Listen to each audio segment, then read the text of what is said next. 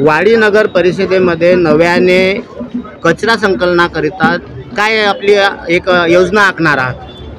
या संदर्भात मी नगराध्यक्ष असताना आम्ही एक ठराव पारित केला होता आणि वाडी नगर परिषद क्षेत्रामधील जो कचरा आहे त्याची विल्हेवाट करण्याकरता वाडीपासून एक 7 किलोमीटर असलेलं खडगाव गाव आणि त्या खडगाव गावालगतची जागा आम्हाला डम्पिंग यार्ड करता मिळण्यासंदर्भात आम्ही प्रस्ताव तयार केला होता, परंतु त्या प्रस्तावाला अंतिम मान्यता मिळण्याच्या आधी आमचा नगर परिषदेचा कार्यकाळ संपला आणि तो प्रस्ताव आज तिथे थांबलेला आहे।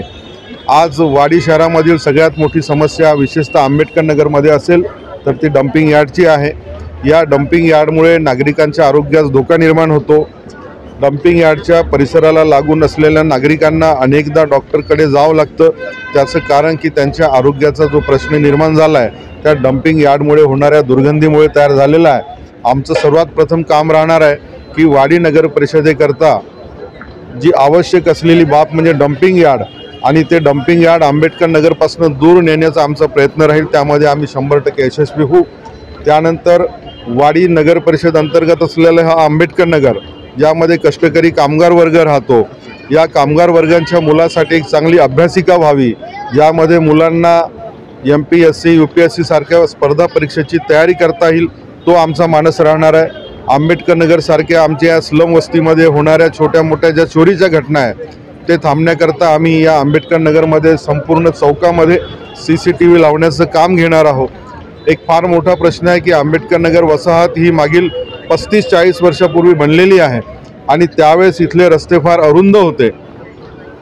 जागेअभावी रस्त्याचं रुंदीकरण करणं शक्य नाही, परंतु येथील स्थानिक नागरिकांच्या ज्या गाड्यांचं पार्किंगचा एक प्रॉब्लेम आहे तो आम्ही चंद्रमणी नगरला लागून असलेली आमच्याकडे एक जागा आहे त्या चंद्रमणी चौकातील जागेवर आम्ही पार्किंग व्यवस्था करण्याचा आमचा मानस आहे। वाडीमध्ये आंबेडकर नगर परिसरात असलेलं एक रमाबाईचं आमचं स्मारक आहे, मातोश्री रमाईचा पुतळा आहे, त्या पुतळ्याचं सौंदर्यीकरण करण्याचं सुद्धा आम्ही काम करणार आहोत। आणि विशेषतः इथे नियमित पाणी पुरवठा होत नाही, तर आंबेडकर नगरच्या नागरिकांना नियमित पाणी पुरवठा कसा करता येईल यासाठी आम्ही सुद्धा धोरण तयार करणार आहोत आणि पिण्याचं शुद्ध पाणी देण्याचं काम आम्ही करणार आहोत। आमच्या आंबेडकर नगर परिसरामध्ये जवळपास प्रत्येक प्रभागामध्ये 4 वॉटर ATM लावण्याचं काम आम्ही करणार आहोत, ज्या माध्यमातून नागरिकांना पिण्याचं शुद्ध पाणी निःशुल्क प्राप्त होईल। हा आमचा संकल्प या आंबेडकर नगर संदर्भात आहे। वाडी संदर्भात आपण बोललेत तर वाडी शहरामध्ये एक चांगलं ग्राउंड तयार व्हावं, ज्यामुळे पोरांना विविध क्रीडा क्षेत्रामध्ये एक उत्तम खेळाडू तयार करण्याकरता पालकांना संधी मिळेल। वाडीमध्ये ज्या ओपन स्पेसच्या जागा आहेत त्यामध्ये सौंदर्यीकरण करून तिथे बगीचे तयार करण्याचं काम आम्ही करू। वाडी शहरामध्ये एक चांगली लायब्ररी तयार व्हावं। आम्ही वाडी शहरामधील एक प्रमुख समस्या आहे की आमच्या अमरावती रोडवरती मटण आणि मच्छी मार्केट वगैरे रस्त्यावर विकल्या जातं, तर एक मटण मार्केट यार्ड तयार करण्याचा सुद्धा आमचा मानस राहणार आहे। आणि वाडी शहरामध्ये ज्या जिल्हा परिषदच्या शाळा आहेत त्या शाळा अजूनपर्यंत नगर परिषदला हस्तांतरित झालेल्या नाही आहे, तर त्या जिल्हा परिषद शाळेच्या जागेसहित शाळा आम्ही नगर परिषदमध्ये घेऊ आणि गोरगरिबांच्या मुलांना तिथे चांगल्या पद्धतीचं डिजिटल शिक्षण देण्याचा आमचा मानस आहे। पहिल्यांदाच निवडणुकीमध्ये उतरला आहात, काय आपलं संकल्प राहणार आहे?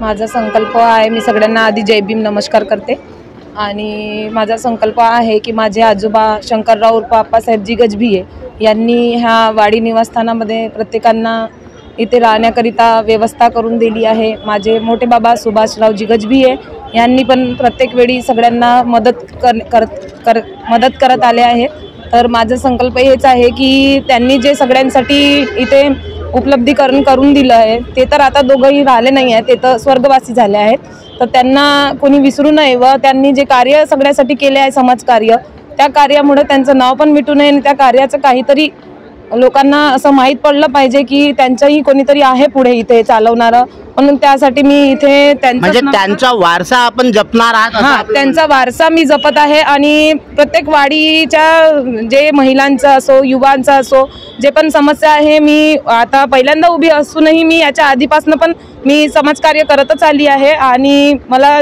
संधी दिल्यामुळे मी अश्विन दादा भैस आणि नागपुरे काकाजी व तसेच माझे प्रेम झाडे भाऊ यांना सगळ्यांना मी यांचा आभार मानते आणि जनतेला काय अपील करणार आपण? जनतेसाठी मी हे अपील करते की युवा वर्ग जो आहे, महिला आहे, जे यांना रोजगार नाही आहे, यांना काम वगैरे शिक्षित असूनही शिक्षित असल्यांनाही काम नसल्यामुळं त्यांच्यासाठी मी कामाकरिता सगळ्यांची हे करणार, सोय लावण्याचा प्रयत्न करणार.